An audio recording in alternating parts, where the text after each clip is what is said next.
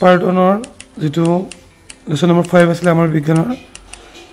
এটো অলৰেডি মোৰ চেনেলত দিয়া হৈছে এতিয়া আমি অনুশীলনী কথাকেইটা কোৱেশ্চন এই ভিডিওৰ মাধ্যমেৰে কৰিম সো প্ৰথম কোৱেশ্চনটো লক্ষ্য কৰা শুদ্ধ উত্তৰৰ গোলকটো সম্পূৰ্ণ পূৰ কৰা ইয়াত গোলক দিয়া আছে চাৰিটা যেটো এই অপচন চাৰিটা শুদ্ধ হ'ব ইয়াত গোলকত কি কৰিব লাগিব সম্পূৰ্ণ পূৰ কৰিব লাগিব সো দ্ৰব্য যি পৰিমাণৰ ঠাই আগুৰি থাকে তাক কি বুলি কোৱা হয় আয়তন বুলি কোৱা হয় অতিকে অপচন নম্বৰ সি টো তুমি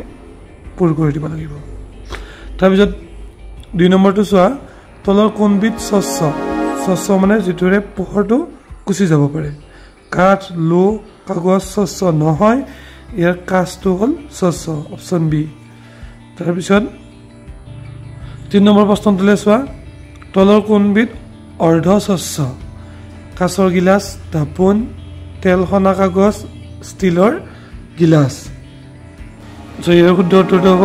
তেল খনা কাগজ অপচন সি মই দেখুৱাই দিছো উদাহৰণটো ছবিটো লক্ষ্য কৰি দেখিছা তেল খনা কাগজখনৰ মাজেৰে কি হৈছে ধুনিয়াকে পোহৰটো পাৰ হৈ গৈছে স্বচ্ছ নেক্সট দিছে তলৰ গুটটোৰ পৰা অমিলটো বাছি উলিওৱা এই সাইডৰ কোনটো অমিল হয় বাহটো অমিল হ'ব অপচন ডি ঠিক আছে তলৰ গুটটোৰ পৰা অমিলটো কি হ'ব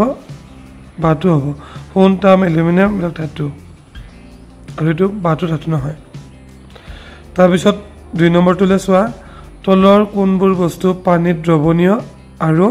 কোনবোৰ পানীত অদ্ৰৱণীয় যে পানীত দ্ৰৱণীয়টো মই আগৰ ভিডিওত বুজাই দিছো যেটো মানে পানীত যি বস্তু দিলে নোহোৱা হৈ যায় পানীৰ দৰে ৰং লয় হেতু হৈছে দ্ৰৱণীয় পানীত দ্ৰৱণীয় এতিয়া আমি যদি নিমখটো চাও নিমখটো কি হ'ব পানীত দ্ৰৱণীয় হ'ব ঠিক আছে এতিয়া তাৰ পিছত চেনিটো চালে চেনিটো পানীত কি হ'ব দ্ৰৱণীয় হ'ব মৌ পানীত দ্ৰৱণীয় আৰু অদ্ৰৱণীয় পদাৰ্থ কোনটো হয় এটো হ'ব বালি চকৰগুৰি পিঠাগুৰি আৰু নাৰিকলৰ তেল এইকেইটা হ'ল অদ্ৰৱণীয় মন কৰিবা দ্ৰৱণীয় চেনি নিমখ আৰু মৌ এতিয়া 3 নম্বৰ প্ৰশ্নটোলে চোৱা প্ৰশ্নটোত সুধিছে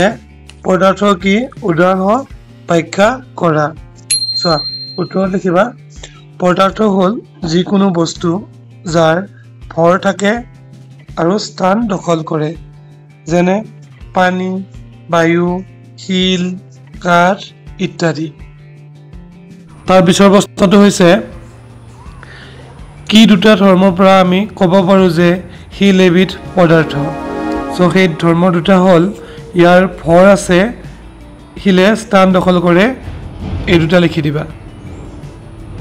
তাৰ পিছৰ প্ৰশ্নটোলে মন কৰা কোৱেশ্চন নম্বৰ 5 চাৰিবিধ দ্ৰব্যৰ নাম লিখা যাৰ সহায়ত গিলাস তৈয়াৰ কৰিব পাৰি উত্তৰ লিখিবা গিলাস তৈয়াৰ কৰিব পৰা চাৰিবিধ সামগ্ৰী হ'ল প্লাষ্টিক তীখা এলুমিনিয়াম আৰু গ্লাস 5 নম্বৰ প্ৰশ্নটো হোৱাৰ পিছত 6 নম্বৰ প্ৰশ্নটো লক্ষ্য কৰা জ্যোতি কি ধাতুৰ দৰে কিছুমান পদাৰ্থৰ পৃষ্ঠত উপস্থিত থকা জিলিকনিটোৱে হৈছে জ্যোতি এতিয়া কোৱেশ্চন নম্বৰ 7 টোলে লক্ষ্য কৰা তলৰ বাক্যবোৰ শুদ্ধ নে অশুদ্ধ লিখা এ নম্বৰটোলে চোৱা যদি শুদ্ধ হয় শুদ্ধ লিখিম আমি যদি অশুদ্ধ হয় অশুদ্ধ লিখিম কাঠ স্বচ্ছ কিন্তু কাচ অস্বচ্ছ এটো উল্টা হৈছে একচুয়ালি কাচ স্বচ্ছ কাঠ অস্বচ্ছ হ'ব লাগে গতিকে এটো অশুদ্ধ হ'ব এটো অশুদ্ধ বুলি লিখি দিবা কাঠৰ গুৰি পানীত দ্ৰৱীভূত হয় কাঠৰ গুৰি কেতিয়াও পানীত দ্ৰৱীভূত নহয় তাৰ পিছতলৈ চোৱা পানীত নিমখ দ্ৰৱীভূত হয় ইয়েস এটো শুদ্ধ হ'ব তাৰ পিছত চোৱা নাৰিকলৰ তেল পানীত দ্ৰৱীভূত হয় এটো কোকোনাট অয়েল পানীত দ্ৰৱীভূত নহয় সো এটো কি হ'ব অশুদ্ধ হ'ব কাঠৰ টুকুৰা পানীত উপঙে এটো শুদ্ধ নে কোৱাচোন তোমালোকে দলিয়া চাবা হয় কাঠৰ টুকুৰা সৰু দিলে পানীত উপঙিব নে নপঙে কোৱাচোন এটো শুদ্ধ নে অশুদ্ধ তোমালোকে নিজে এটো পৰীক্ষা কৰি পেলাই লিখিবাচোন নিজে চাবা পানীত কাঠ এটুকুৰা পেলাই দিবা উপঙিছে নে তল গৈছে এটো তোমালোকে নিজে চাই লিখিবা এটো হোমৱৰ্ক থাকিল তোমালোকে মই জানো যদিও তোমালোকে এটা হোমৱৰ্ক দিছো তেতিয়া তোমালোকৰ মানে অলপমান ৰিয়েল লাইফত প্ৰেক্টিকেল কৰি চোৱাৰ অভিজ্ঞতা হ'ব নেক্সট চোৱা গ্লিচাৰিন পানীত দ্ৰৱীভূত হয় এটোটো শুদ্ধ আমি পাইছো পৰীক্ষা কৰি চোৱা আছে মই দেখুৱাই দিছো চোৱা পেজ নাম্বাৰ 154 ত দিয়া আছে তোমালোকক চোৱা গ্লিচাৰিন কি হৈছে পানীত দ্ৰৱীভূত হৈ গৈছে তাৰ পিছৰ প্ৰশ্নটোলৈ চোৱা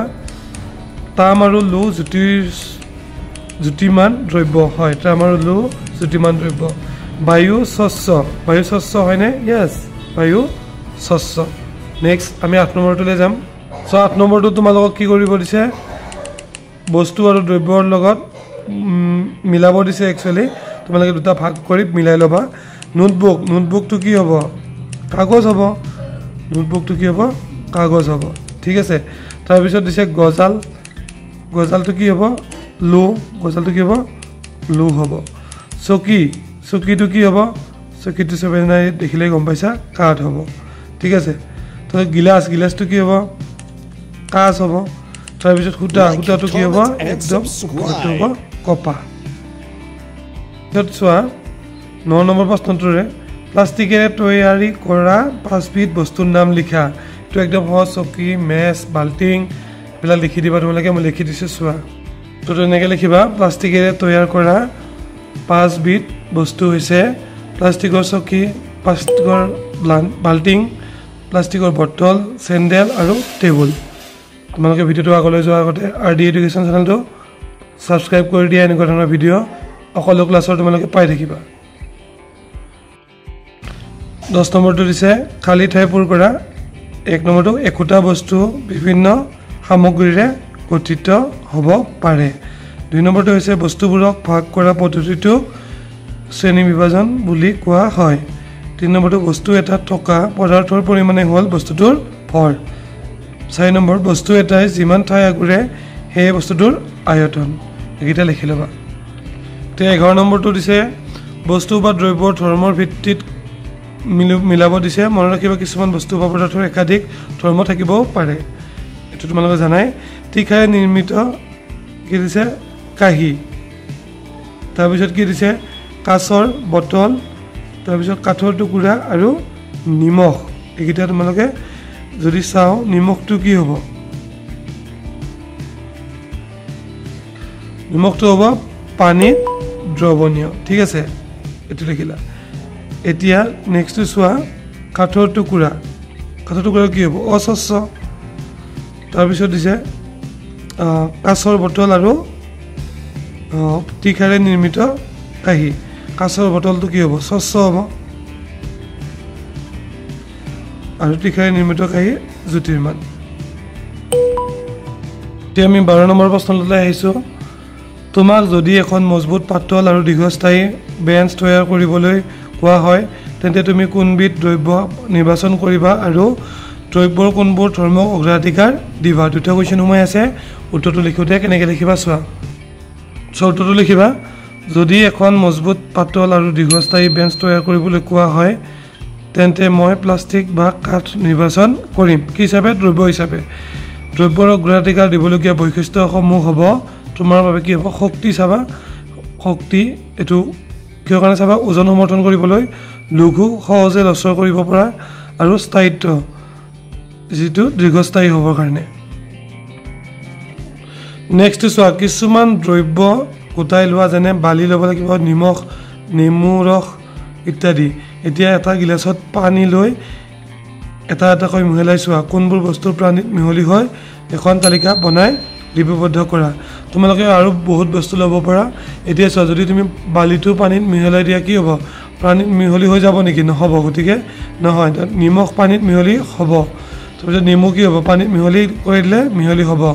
ঠিক আছে আৰু অন্যান্য এনেকুৱা বহুত বস্তু লৈ চাবা লৈ এখন তালিকা প্ৰস্তুত কৰিবা যেনে চকৰ গুড়া ল'ব পাৰা আটা ল'ব পাৰা ময়দা দালি এইবিলাক পানীত মিহলি চাবা চাইটো নিজে প্ৰেক্টিকেল কৰি চাবা মই থুলমূলকৈ বুজাই দিছো তোমালোকে এটা দ্ৰব্য বুলি লিখিবা এনেকে ঠিক আছে আৰু ইফালে কি লিখিবা এডিটে দিছে মিলাই চোৱা এটো লিপিবদ্ধ কৰিব দিছে না কি লিপিবদ্ধ কৰিব দিছে মিহলি হৈছে নে নাই ঠিক আছে ইফালে মিহলি হৈছে যদি মিহলি হৈছে বুলি লিখিবা আৰু যদি মিহলি হৈছে এনেকৈ দিবা আৰু যদি হোৱা নাই বুলি লিখিবা এনেকৈ ঠিক আছে ফাক বনাই ল'বা তাৰপিছত যদি দ্ৰব্যটোৰ নাম লিখিবা ইয়াতে যেনে বালিটো লিখিলা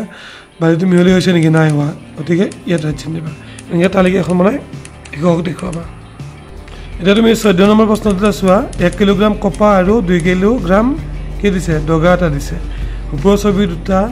তলৰ তোলা শ্ৰেণীখনত সঠিক স্থানত অংকন কৰা এতিয়া দগাটো ক'ত দিবা ইয়াতো দিব লাগিব আৰু কপাহটো ইয়াত দিব লাগিব কিয় দগাটো 2 কেজি আছে কপাহ কিন্তু কিমান 1 কিলোগ্ৰাম আছে এটো 2 কিলোগ্ৰাম আছে গতিকে বেছিটো সদায় তলৰ ফালে নামিব আৰু কপাহটো ওপৰৰ ফালে নামিব এটো ছবি আঁকি শিক্ষকক দেখুৱাবা কপাহটো ইয়াত হ'ব আৰু 2 কেজিটো ইয়াত হ'ব So thank you very much video to হেকলৈ চোৱাৰ বাবে মই নেক্সট ভিডিঅ তোমালোকক দ্ৰব্যৰ পৃথকীকৰণৰ আটাইকেইটা কুৱেশ্যন দি দিম তোমালোকক কিতাপত থকা এইবিলাক কুৱেশ্যন আনসাৰ গোটেইখিনি দি দিম মই এখন মোৰ ভাইটিৰ পৰা কিতাপখন সংগ্ৰহ কৰিছোঁ তোমালোকক আটাইকেইটা কুৱেশ্যন আনসাৰ মই দি দিম তোমালোকে ধুনীয়াকৈ কৰি চাবা আৰু শিক্ষকৰ সদায় সহায় ল'বা ধন্যবাদ